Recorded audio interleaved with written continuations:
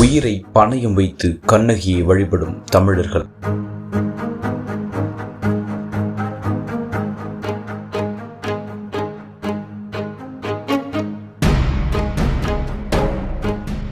கோவிலுடைய அந்த சிலையிலேருந்து இங்கே இருக்கக்கூடிய அந்த கட்டுமானங்கள்லேருந்து நிறைய அந்த கற்கள்லாம் இங்கே சதம் எல்லாமே பார்த்தா இந்த மலை மேலே வந்து எப்படி இதை கொண்டு வந்தாங்கன்னு கூட தெரியாது. அந்த அளவுக்கு வந்து ஒரு பெரும் படையோடு போய் போர் எடுத்து செஞ்சு கொண்டு வந்த மாதிரி தான் இருக்குது.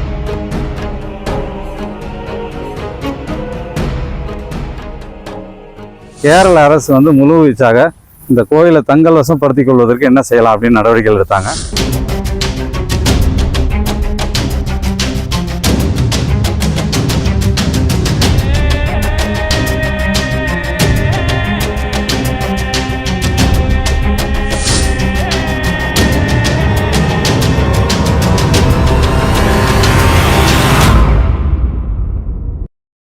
அனைவருக்கும் வணக்கம். தமிழ் இனத்தினுடைய மிக முக்கியமான காப்பியமான சிலப்பதிகாரத்தினுடைய நாயகி கண்ணகியை தான் தரிசிப்பதற்காக இங்கே வந்திருக்கிறோம் தேனி மாவட்டத்திற்கு. ஒவ்வொரு ஆண்டும் சித்திரை முழு நிலவு நாளன்று அந்த ஒரே நாளில் மட்டும்தான் இந்த கோயிலுக்கு போவதற்கு அனுமதி கிடைக்கும். இன்றைக்கு நாம் தேனியிலேருந்து கூடலூர்லேருந்து பள்ளியங்குடி என்ற கிராமத்தின் வழியாக மேலே இந்த மலை ஏறுவதற்கான இடத்துல நாம் நிற்கிறோம். இறங்குற இடத்துல இருந்தே காவல்துறை வனத்துறையெல்லாம் வந்து எல்லா பைகளையும் சோதனையிட்டு இந்த நெகிழி பொருட்கள் பிளாஸ்டிக் பொருட்கள்லாம் இருந்தாங்கன்னா அதை வெளியே தூக்கி அடைச்சிட்டு இப்போ எந்த பொருளும் இல்லாமல் தான் அனுப்புகிறாங்க. மேலே அனுப்பும்போதே நீங்கள் அந்த சோதனையெல்லாம் பார்த்தீங்கன்னாலே தெரியும். அதுபோல் தண்ணீரும் இலவசமாக கொடுக்குறாங்க. எதற்கான இந்த வனப்பகுதியில் நம்ம வந்து அந்த பிளாஸ்டிக் பொருட்களை போட்டுற போகிறோம் அப்படின்றதுக்காக ஒரு எச்சரிக்கைக்கு இது செய்கிறாங்க. அதுபோல் தொடக்கத்திலே நிறைய பேருந்துகள் ஒரு சிறப்பு பேருந்துகள்லாம் நிறைய விட்டுருக்குறாங்க. வந்து பார்த்திங்கன்னா லட்சக்கணக்கான மக்கள் வந்து காலையிலேருந்து 5:30 மணிலேருந்து இந்த மலையில் ஏறிட்டு இருக்கிறாங்க. எல்லாருமே பார்த்தோன்னா இந்த பகுதி மக்களாக இருக்கட்டும், இந்த தென் மாவட்டத்திலேயே இருக்கட்டும், எல்லாருமே கண்ணகியை வந்து ஒரு தெய்வமாக கருதி அவரை வழிபட வேண்டும் என்பதற்காக ஒரு ஆண்டு முழுக்க விரதம் இருந்து வரவங்களாம் இருக்கிறாங்க. அப்படி தான் நாம் அந்த இதுக்கு போயிட்டுருக்குறோம். இந்த பாதையிலேருந்து நம்ம கிட்டத்தட்ட ஒரு 3-4 மலைகளை கலந்து தான் நம்ம அந்த கோயிலுக்கு போக போகிறோம்.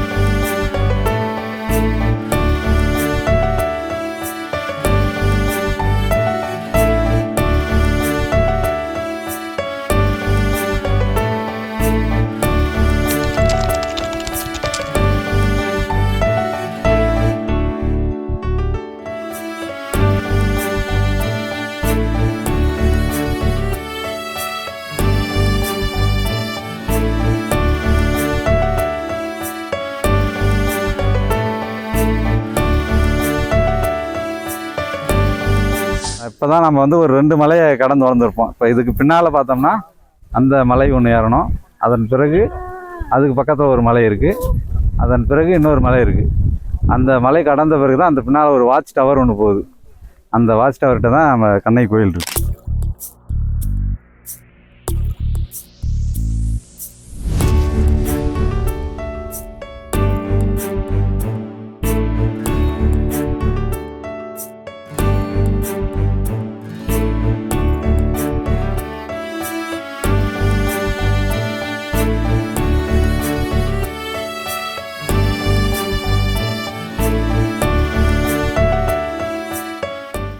இது வந்து கூடலூர். அந்த கூடலூர்லேருந்து பள்ளியங்குடி வழியாக நம்ம வந்து அந்த மலைகள் ஏறி இந்த பாதை வழியாக வந்து இந்த மலை மேலே இப்போ ஏறிடுவோம். இது வந்து என்னென்னா கிட்டத்தட்ட அது அந்த பக்கத்தில் இருக்கிறது தான் குமிளி. அந்த குமிளிக்கு அந்தாண்ட இருக்கிறது தேக்கடி தண்ணி. அங்கே நிற்கிறது தான் வந்து முல்லை பெரியாற்றினுடைய தண்ணி. அதில் ஒரு இடத்துல தான் முல்லை பெரியாறு அணை இருக்கிறது. அங்கே இருக்கக்கூடிய அந்த தண்ணீர், அந்த அணை இதெல்லாம் தான் நமக்கு சொந்தம்னு நம்ம போராடிக்கிட்டு இருக்கிறோம். அது இப்போ கேரளா எல்லைக்குள்ளே இருக்குன்னு அவங்க சொல்கிறாங்க. இப்போ இந்த பகுதியில் இந்த ஜீப்புகள்லாம் போகிற இடம் தான் வந்து குமுளிக்கு கனெக்ட் ஆகிற பாதை. அது வழியாக போகிறது தான். அது வந்து கிட்டத்தட்ட ஒரு 14 கிலோமீட்டர் பாதை. அந்த பாதையை வந்து கேரள அரசு போட்டுக்கிட்டதுனால இந்த கோயிலே எங்களுக்கு சொந்தம் அப்படின்னு இந்த பாதையை போட்டுட்டு தான் கேரள அரசு வாதாடிட்டு இருக்காங்க. இந்த பக்கம் தமிழர்கள் வரக்கூடிய தமிழ்நாட்டு பகுதியிலேருந்து வரக்கூடிய பகுதிக்கு பாதை கிடையாது. மக்கள் வந்து கிட்டத்தட்ட உயிரை பணையை வச்சு ஒவ்வொருத்தரும் புல்லை பிடிச்சிக்கிட்டு பாறையை பிடிச்சிக்கிட்டு ஒவ்வொருத்தரும் வந்து இங்கே மேலே வந்து சேர்றதுக்குள்ளே கிட்டத்தட்ட ஆவி வரும். அந்த அளவுக்கு மிக கடுமையான பாதையில் தான் மக்கள் வராங்க. எந்த ஒரு சின்ன ஒரு இரும்பு கம்பியோ இல்லை ஒரு கயிறோலாம் கிடையாது.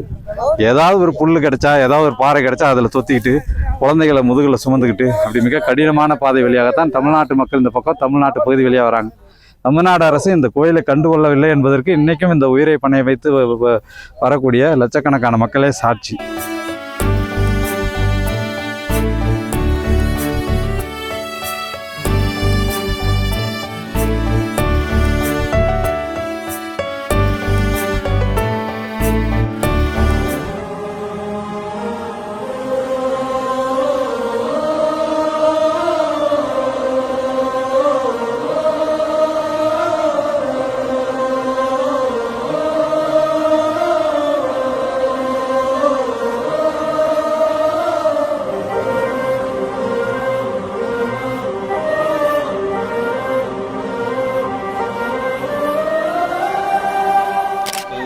கோயிலுக்கு வந்திருக்கிறோம். என்னால் இருக்கிறது தான் வந்து கண்ணகியினுடைய கோயில். 2000 ஆண்டுகளுக்கு முன்பு சேரன் செங்குட்டுவனால் கட்டப்பட்ட கோயில். இந்த கோயிலுடைய இந்த கோயில் என்பது தமிழ்நாட்டு எல்லையில் தான் இருக்குது. இந்த பக்கம் பார்த்தோம்னா நம்ம மங்களதேவி போயிட்டு அவங்க ஒரு கோயில் கட்டி, அது ஒரு பழமையான கோயில் தான். அதுதான் முதன்மையான வழி என்பது போல் உள்ள விட்டுட்டு அந்த கோயிலே வந்து கேரளா மக்களுக்கு சொந்தம், கேரளாவுக்கு சொந்தம் அப்படின்ற மாதிரி ஒரு கட்டமைப்பை பண்ணுறாங்க. தமிழ்நாட்டினுடைய கோயில்ன்றதுனால தான் அந்த வடக்கு அந்த வாசலை பார்த்தீங்கன்னா தெரியும். இந்த வாசல் அங்கே இருக்குது. அதுதான் வந்து முதன்மையான வாசல். அந்த வாசல் என்பது தமிழ்நாட்டு பக்கம்தான் இருக்குது. அதில் அப்படியே உள்ளே வந்தோம்னா நேரடியாக நீங்கள் அம்மனை தரிசிக்க முடியும், கண்ணகி அம்மனை. இந்த கோயிலுடைய கதை உங்கள் எல்லாருக்குமே, நம்ம கண்ணகியுடைய கதை வந்து எல்லாருக்குமே தெரியாத வந்து பெரிய அளவில் நம்ம சொல்லிக்க வேண்டியதில்லை.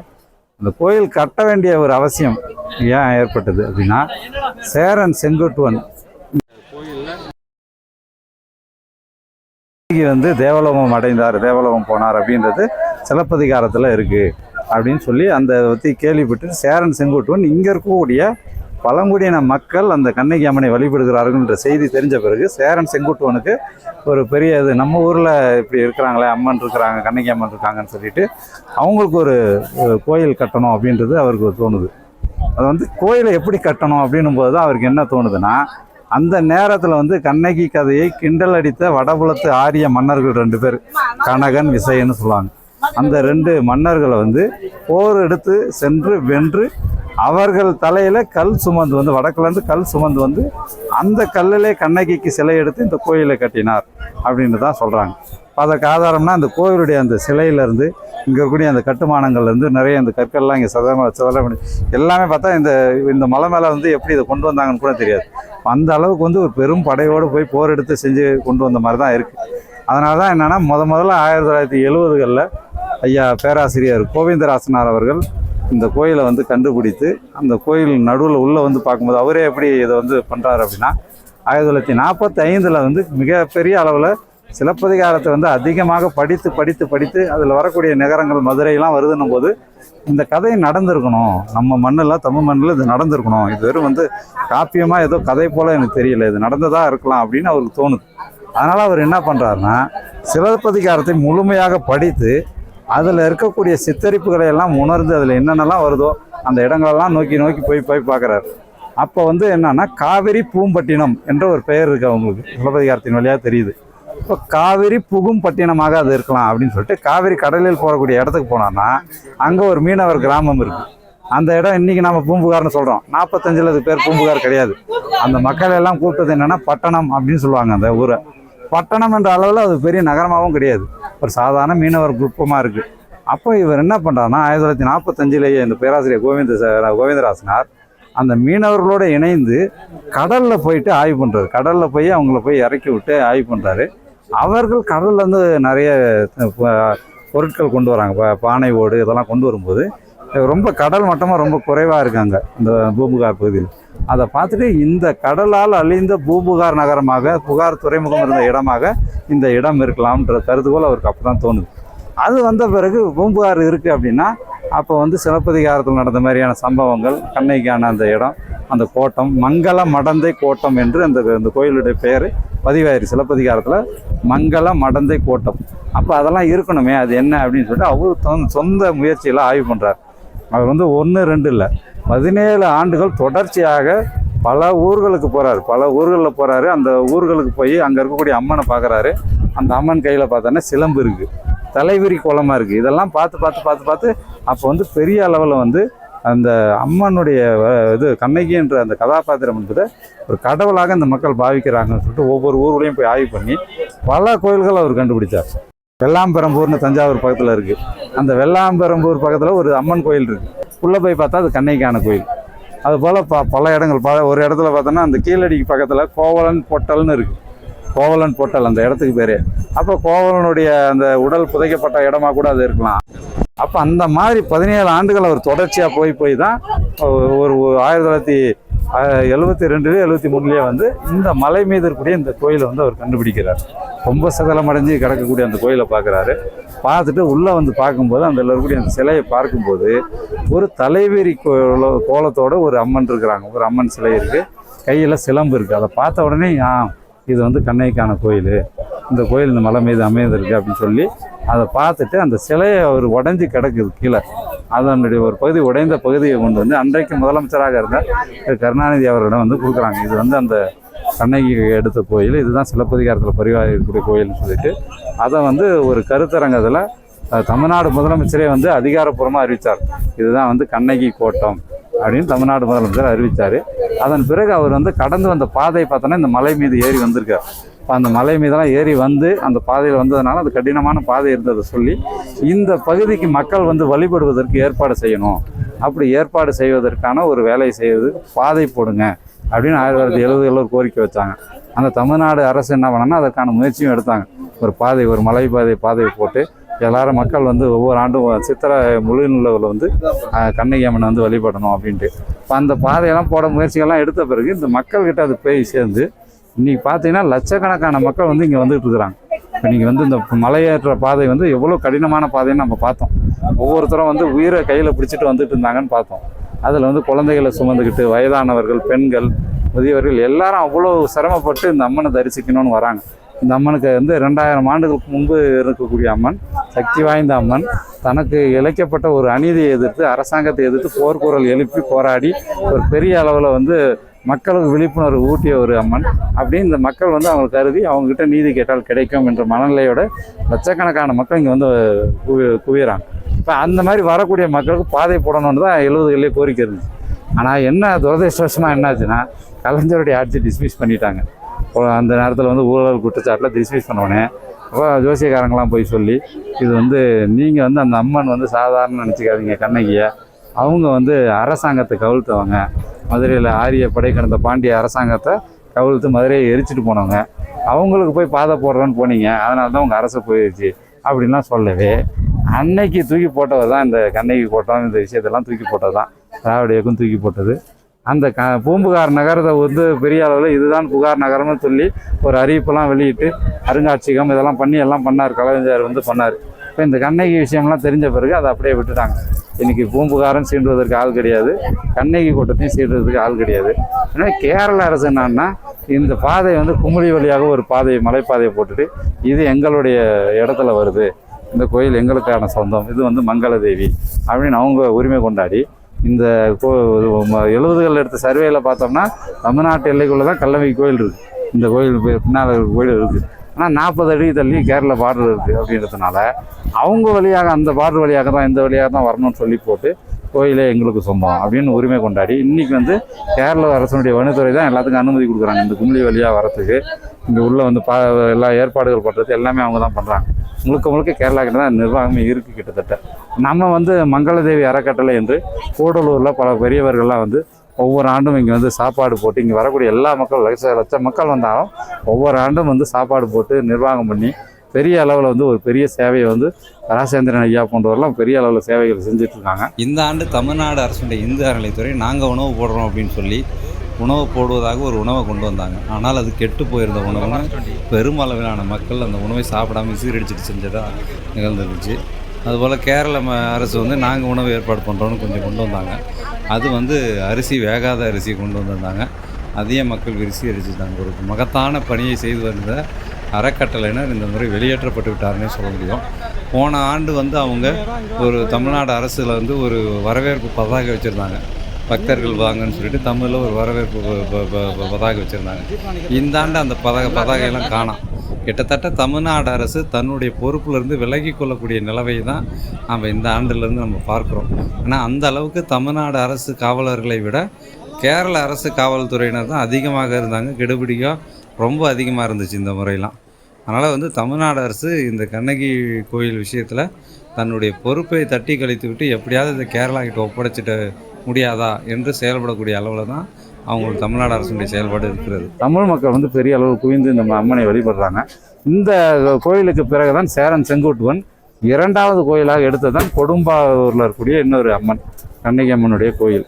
இப்போ பேராசிரியர் கோவிந்தராசன் அவர்கள்லாம் இதெல்லாம் ரொம்ப ஆய்வு பண்ணி எல்லாம் பண்ணதுக்கப்புறம் தான் 2015-16 அவருக்கு வந்து இந்தியாவினுடைய மிக முக்கியமான விருதான பத்மபூஷன் விருது அவருக்கு வழங்கப்பட்டது பேராசிரியர் கோவிந்தராசன். இப்போ அவருடைய மகன் தெய்வநாயகம் என்பவர் இன்றைக்கி இருக்கிறார். அவர் இந்த உண்மையெல்லாம் விளக்கி பேசிகிட்டு இருக்காரு.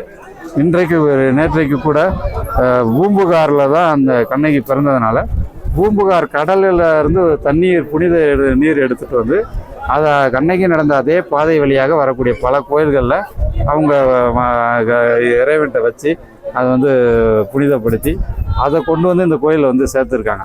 அது அப்படி வரும்போது தஞ்சாவூரில் ஐயா தெய்வநாயகம் ஐயா வீட்டில் வந்து அந்த தண்ணீரை வந்து வழிபடக்கூடிய நிகழ்ச்சியில் தமிழ் தேசிய பேரியக்க தலைவர் ஐயா மணியரசன் அவர்களும் போய் பங்கெடுத்து தெய்வத்தமிழ் பேரவை சார்பிலையும் ஒரு வாழ்த்துக்களை சொல்லி அந்த தண்ணீர்லாம் கொண்டு வந்திருக்கிறாங்க.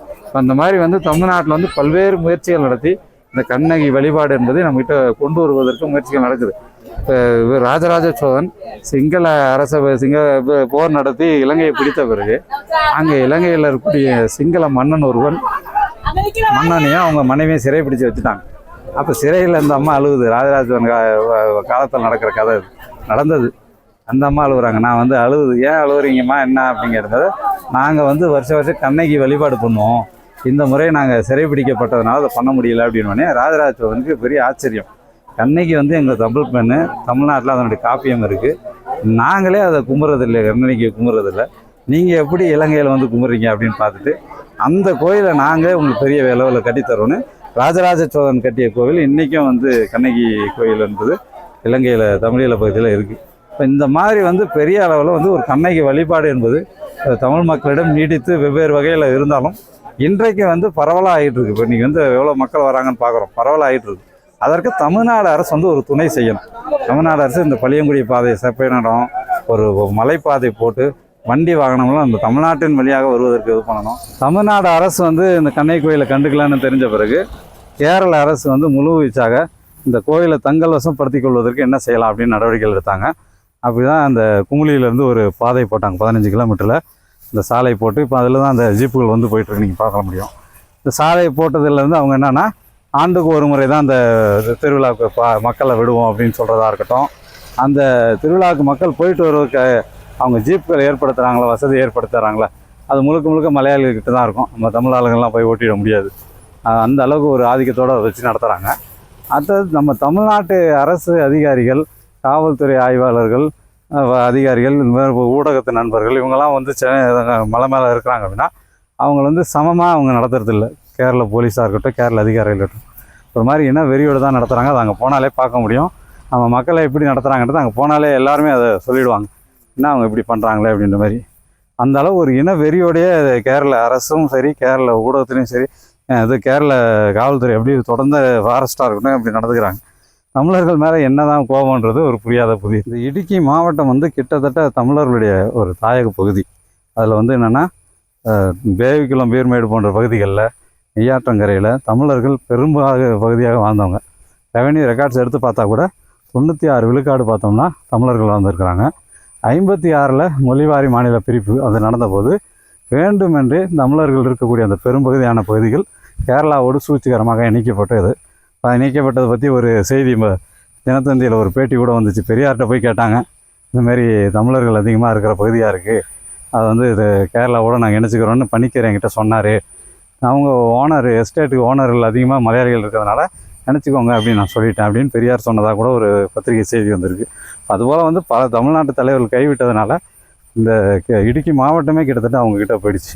அப்படி போனதுனால என்ன ஆயிடுச்சுன்னா, இந்த மாதிரி முழுமையாக அந்த கோயிலாக இருக்கட்டும், நம்ம கண்ணகி கோயிலாக இருக்கட்டும், முல்லை பெரியாறு அணையாக இருக்கட்டும், எல்லாவற்றிலையும் அவங்க ஆதிக்கம் செலுத்தக்கூடிய நிலை வந்துடுச்சு. ஒரு தாயக பகுதி வந்து நம்ம விட்டு போயிடுச்சுன்னா எல்லா வகையிலையும் நம்ம உரிமை இழப்போம் என்பது வந்து இந்த கண்ணகி கோயில் விஷயத்தையும் வந்து மெய்ப்பிக்கப்பட்டது. கேரள அரசு செய்யக்கூடிய டிஜிட்டல் சர்வேவை நிறுத்தி தமிழ்நாட்டு எல்லைக்குள்ளே தான் இந்த கோயில் இருக்குது என்பதை சட்ட ரீதியாக நிலைநாட்டணும். இதையெல்லாம் தமிழ்நாடு அரசு செய்ய வேண்டும். ஏன்னா அந்த கோரிக்கையெல்லாம் வலியுறுத்தி தமிழ் தேசிய பேரியக்கம் பல்வேறு வகையில் போராடிட்டு வரோம், தொடர்ந்து வலியுறுத்திட்டு வரோம். ஆனால் மக்கள் வந்து இதை வந்து கோரிக்கை வந்து ஒரு மக்கள் மையப்படுத்தப்பட்ட ஒரு கோரிக்கையாக மாற்றி அதற்கான போராட்டங்களையும் நம்ம முன்னெடுத்து அந்த மீட்டெடுத்தால்தான் இந்த கண்ணகி கோட்டத்தையும் நம்ம மீட்க முடியும். இப்போ இதுக்கு வந்து இந்த கோயில் வந்து கல்வெட்டுகள்லாம் பார்த்திங்கன்னா தமிழ் கல்வெட்டுகளாக தான் இருக்குது. கண்ணகி வந்து தமிழ் பெண் என்பது இப்போ ஏறக்குறைய எல்லாருமே ஏற்றுக்கொள்ளக்கூடியவர்களாம். எல்லாருமே தமிழ் பெண், தமிழ் காப்பியம், சிலப்பதிகாரம் தமிழில் எழுதப்பட்டது. இப்படி எல்லா வகையிலும் தமிழில் இருக்கக்கூடிய ஒரு தமிழ் பெண்ணை, தமிழ் கடவுளை இவங்க வந்து ஒரு கேரளாவோட இணைச்சி இந்தமாரி பண்ணிகிட்டு இருக்காங்கன்னும் போது அந்த அநீதிக்கு எதிராக குரல் கொடுக்க வேண்டிய ஒரு தேவை இருக்குது. எனவே தமிழ் இன உரிமை சார்ந்து போராடக்கூடியவர்கள் கூட இந்த கோயிலுக்கு வந்துட்டுருக்காங்க. இப்போ ஒரு தமிழர் கழகத்தினுடைய தலைவர் ஐயா முகிலன் அவர்கள் இங்கே வந்து இந்த இடத்துல சிலப்பதிகாரம் முற்றுவதலும் கண்ணகி வழிபாடையும் தமிழில் இங்கே வந்து நிகழ்த்திட்டு போயிருக்கிறாரு. இப்போ சரவணன் தங்கப்பா போன்ற தமிழின உணர்வாளர்கள் ஆண்டுதோறும் இங்கே வராங்க. குடந்தையிலேருந்து பேகன் போன்றவர்கள், விடுதலை சுடர் போன்றவர்கள், ஈரோட்டிலேருந்து இந்த மாதிரியான தமிழ் இன உணர்வாளர்கள் அவரவர் என்னென்னா வாய்ப்பு கிடைக்கும் போதெல்லாம் ஒரு வாகனத்தை எடுத்துகிட்டு கண்ணகி வழிபாடு நடத்துவதற்கு வந்துடுறாங்க. இன்றைக்கி ஒரு நாள் மட்டும்தான் இந்த இடத்துக்கு நம்ம வர முடியும். குறைந்தபட்சம் ஒரு ஆண்டுக்கு இந்த சித்திரை முழுநிலவு ஒரு நாள் மட்டும்தான்.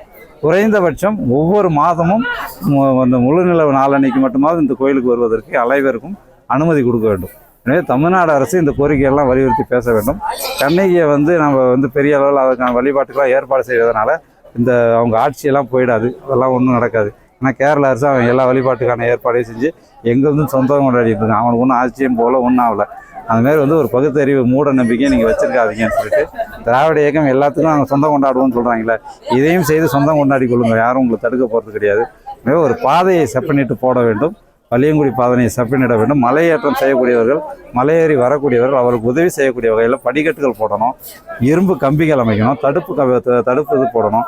பெரிய அளவில் வந்து சாதாரண மக்கள் வரும்போதெல்லாம் எப்படி எதை பிடிக்கிறதுன்னு தெரியாமல் புல்லெல்லாம் பிடிச்சிப்போம். நாங்களாம் வரும்போது புல்லுகளெல்லாம் பிடிச்சிட்டு வரோம், பாறையெல்லாம் பிடிச்சிட்டு வரோம். அந்த மாதிரி இல்லாமல் ஒரு ஆபத்தான பயணமாக இல்லாமல் இந்த பயணத்தை வந்து ஒரு இனிமையான பயணமாக, ஒரு மலையேற்ற பயணமாக வைத்து ஒவ்வொரு மாதமும் இங்கே வந்து வழிபாடு நடத்துவதற்கு ஏற்பாட்டை செய்ய வேண்டும். எனவே இந்த கண்ணகி கோயிலுக்கு தமிழ் இன உணர்வாளர்கள் ஆண்டுக்கு ஒரு முறை நடக்கும்போது இப்போதைக்கு நடக்குது பாருங்கள், இதெல்லாம் வந்து அவசியம் வாருங்கள். இந்த இடத்துக்கு வந்து இப்படி நம்முடைய இந்த கோயில் சிற்பத்தெல்லாம் பார்த்திங்கன்னா நம்ம தமிழ்நாட்டு கோயிலுடைய அமைப்புலாம் அப்படியே இருக்கும். 2000 ஆண்டுகளுக்கு முன்பு இப்படிப்பட்ட ஒரு இடத்துல இவர்கள் எப்படி இதை எழுப்புனாங்கன்றதே ஒரு பிரமிக்கத்தக்க ஒரு இதுவாக இருக்குது. எனவே இதெல்லாம் வந்து தமிழ் இன உணர்வாளர்கள் அனைவரும் வந்து பார்வையிட வேண்டும். இதை தான் இந்த தமிழர் கண்ணோட்டத்தினுடைய இந்த காணொலி வாயிலாக உங்கள் அனைவரையும் கேட்டுக்கொள்கிறேன். நன்றி, வணக்கம்.